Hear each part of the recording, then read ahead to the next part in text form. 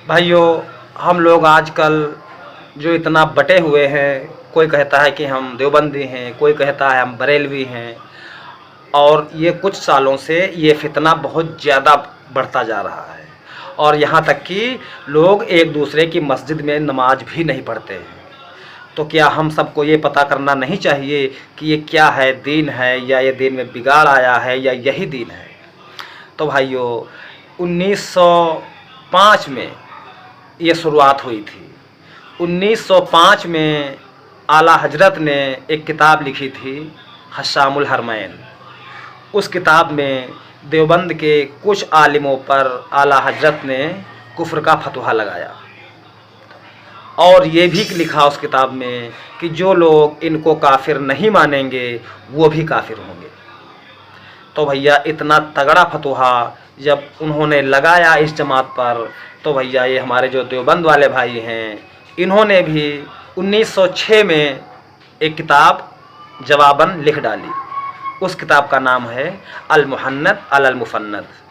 तो भाइयों, उस किताब में भी इन्होंने उनको जवाब दिया कि ये जो अहमद रजा खां हैं और इनके साथी ये शैतानी लश्कर हैं जो हम उलमाए देवबंद पर हावी होना चाहते हैं। तो जब ये किताबें लिखी गई थी तब तो ये छोटे छोटे ग्रुप थे भाई। वो मदरसा बरेली में कायम हुआ था 1996 में और ये देवबंद में कायम हुआ है 1867 में। 1867 में देवबंद का मदरसा कायम हुआ है और 1896 में बरेली में मदरसा कायम हुआ है। तब ये मदरसे छोटे छोटे ही थे। बाद में इनकी शाखें बढ़ती गई, लोग इनमें बढ़ते गए। तो जितने ही बड़े मदरसे होते गए, जितनी इनकी शाखें बढ़ती गईं, उतने ही लोग इनके फॉलोअर बढ़ते गए।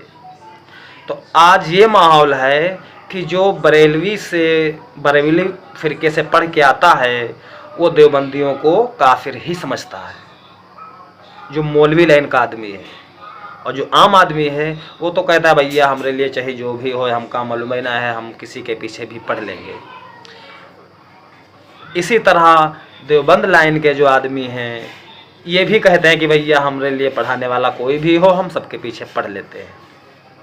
लेकिन जो मौलवी लाइन का आदमी है वो एक दूसरे के पीछे नमाज पढ़ने में ऐतराज़ करता है। तो हम सबको ये सोचना चाहिए कि अगर उधर जाओ तो उनकी बुराई हो रही है, इधर जाओ तो उनकी बुराई हो रही है। तो हम और आप अपने दिल और दिमाग से सोचें कि हमारे आका अलैहिस्सलाम ने क्या ये दीन हम सबको दिया है कि हम सब आपस में लड़ें और एक दूसरे को बुरा भला कहें? ये हम सबको सोचना बहुत ज़रूरी है।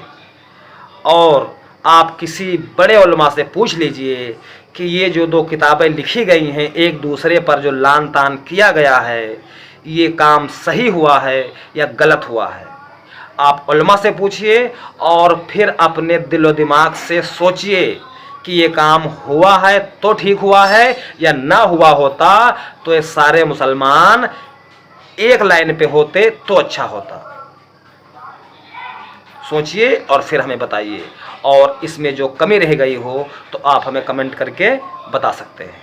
और वीडियो को लाइक और सब्सक्राइब कर दें ताकि इसी तरह की वीडियो और आप तक पहुंचती रहें और आप भी दीन की दावत में हिस्सेदार बने। अस्सलाम वालेकुम।